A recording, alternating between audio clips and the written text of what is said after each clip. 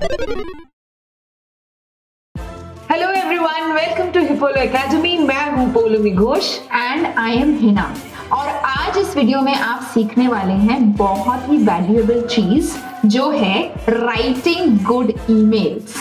ये ना सिर्फ स्टूडेंट्स के काम आएगा बल्कि जॉब करने वालों के, किसी के भी काम आएगा, चाहे आप जॉब करते हो चाहे ना करते हो, क्योंकि हर चीज के लिए you have to write email. अगर आपको जॉब चाहिए तो आपको ईमेल लिखना पड़ेगा, रिजाइन करना है तो ईमेल लिखना पड़ेगा, किसी प्रोडक्ट का रिव्यू देना है तो आपको ईमेल लिखना पड़ेगा, कुछ बुरा लग रहा है तो ईमेल लिखना पड़ेगा।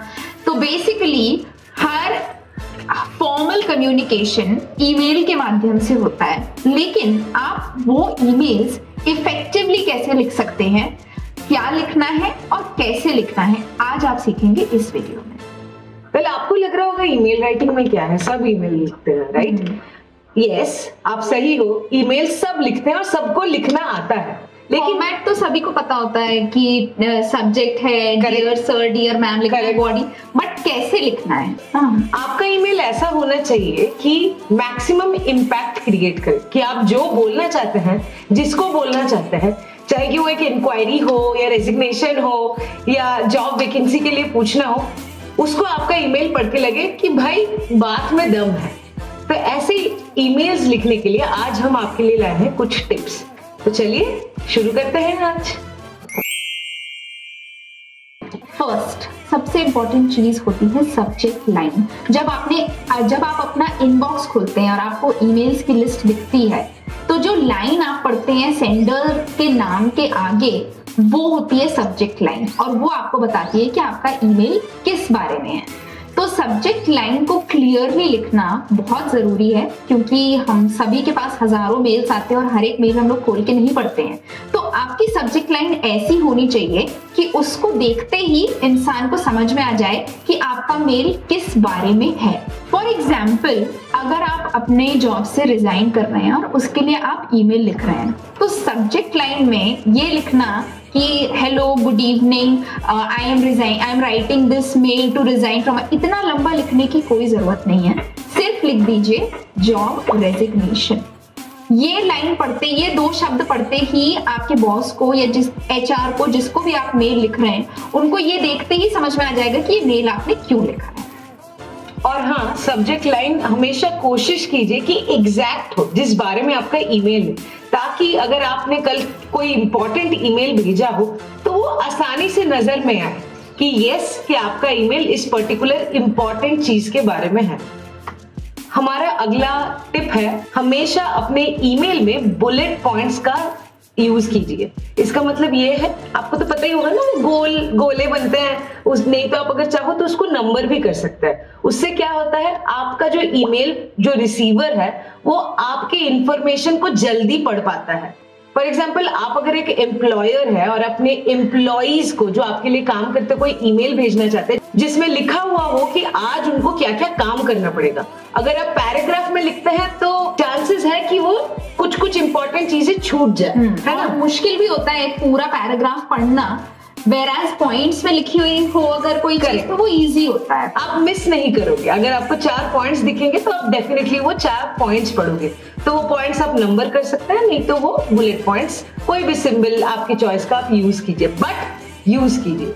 अगला टिप है कीप इट शॉर्ट। जब भी मैं, तो भाई तुमने भी किया होगा शायद ऐसा, कि मैं जब भी कोई ईमेल खोलती हूँ, इनफैक्ट कोई व्हाट्सएप मैसेज भी खोलती हूँ, अगर वो बहुत लंबा होता है तो मैं स्किप कर देती हूँ।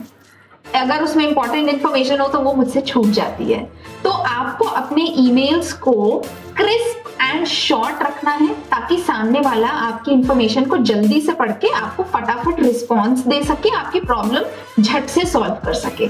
सो जितने कम शब्दों में और जितने क्लियरली हो सकता है, आप वैसा अपना ईमेल रखिए, शॉर्ट येट एक्सप्लेनेटरी। और ये मत सोचिए कि अगर आपने शॉर्ट ईमेल लिखा तो कोई आपकी बात को वैल्यू नहीं करेगा, ऐसा नहीं होता है। ऐसा नहीं, करेक्ट? तो ईमेल शॉर्ट ही रहना चाहिए। हमारा अगला टिप है, don't mix up different topics. अगर आपके दिमाग में बहुत अलग अलग थॉट्स चल रहे हैं और आपको ईमेल लिखना है, सो अलग अलग टॉपिक्स के लिए अलग अलग ईमेल लिखिए, नहीं तो एक ही ईमेल में वो बहुत कंफ्यूजिंग हो जाता है। द नेक्स्ट टिप ये है, जो कि हर सिचुएशन में हमें होना चाहिए, बी पोलाइट। अगर आप कोई ईमेल लिख रहे हैं जिसका थोड़ा सा नेगेटिव टोन है, फॉर एग्जांपल अगर आप जॉब से ही रिजाइन कर रहे हैं फ्रस्ट्रेट होकर, तो मैं ये सजेस्ट करूंगी कि अपना फ्रस्ट्रेशन उस ईमेल में मत निकालिए। आप पोलाइट होना बहुत जरूरी है हर सिचुएशन में। तो आप अपना मेल हमेशा प्लेजेंट्रीज से स्टार्ट करें, dear sir, I hope you are doing well, और व्हाटएवर जो भी हम बोलते हैं, क्योंकि politeness goes a long way. क्या पता आपको कल उसी इंसान की दोबारा जरूरत पड़ जाए, तो अगर आप उनसे बदतमीजी कर देंगे मेल में तो वो दरवाजा तो बंद हो जाएगा, है ना। तो always you need to be polite with your emails, भले ही वो किसी भी बारे में हो। अगर आप गुस्सा भी कर रहे हो उस ईमेल में तो पोलाइटनेस के साथ करिए। फॉर एग्जाम्पल आप कोई मेल स्टार्ट कर रहे हैं अपने बॉस के लिए, आपको पता है कि वो अभी वेकेशन से आए हैं, तो आप स्टार्ट करने के टाइम पर ये लाइन यूज कर सकते हैं, आई hope you had a great vacation. आप अपने किसी कलीग को ईमेल लिख रहे हैं और वीकेंड आने वाला है, तो आप एंड करते हुए लिख सकते हैं hope you have a great weekend. ये सिर्फ एग्जांपल्स हैं कि आप कैसे nice and polite and friendly emails लिख सकते हैं। अगला टिप है avoid too many exclamation marks और इमोजीज और स्माइलीज।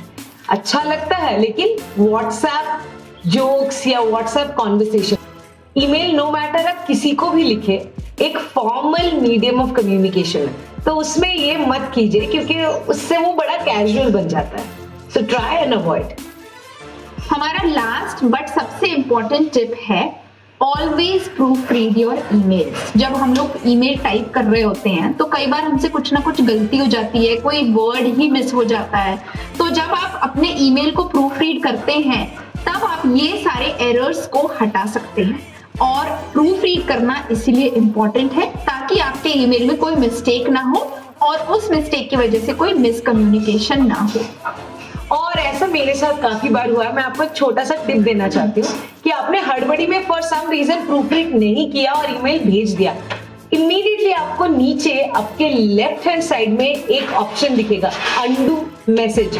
वो शायद बस कुछ सेकेंड्स के लिए ही एक्टिव रहता है। अगर आपने वहां क्लिक कर दिया आपका वो मैसेज नहीं जाएगा, तो यूज कीजिए नेक्स्ट टाइम। बट हिना ने जैसे बोला प्लीज प्रूफ रीड कीजिए भेजने से पहले। और दो ऐसी चीज जो आप हमेशा अपने दिमाग में रखें, चाहे आपका कोई भी कंटेंट हो, आपका कोई भी सब्जेक्ट हो, आप किसी को भी लिख रहे हैं। पहली चीज, कभी भी गुस्से में या सेंटिमेंटल होके किसी को ईमेल्स ना भेजें। सोचिए, विचार कीजिए, अगर आपको लगता है कि भेजना ही चाहिए टाइप कीजिए, लेकिन ड्राफ्ट में सेव कीजिए, क्योंकि भावनाओं में बह के कोई भी काम अच्छी तरीके से नहीं किया जा सकता। तो प्लीज वो कंट्रोल रखिए। और दूसरी चीज, आप अगर जानते हो कि आप किसी बहुत बड़े कंपनी से बात कर रहे हैं या किसी बहुत इंपॉर्टेंट आदमी से बात कर रहे हैं, तो कोशिश कीजिए ऐसे ईमेल में कुछ भी ना लिखे कि जो लीगली कानूनी हिसाब से आपको प्रॉब्लम में डाल सकता है। सो ये दो चीज हमेशा अपने दिमाग में रखिए। हम उम्मीद करते हैं कि आपको हमारा वीडियो पसंद आया होगा और आपने बहुत सारी नई चीजें सीखी होंगी और आगे जाके आप इन चीजों को यूज भी करेंगे। तो प्लीज हमारा वीडियो लाइक करना ना भूलें, चैनल को सब्सक्राइब करें। Every week we will be posting 2 videos from which you will learn a lot when it comes to English. We'll see you in our next video soon. Bye.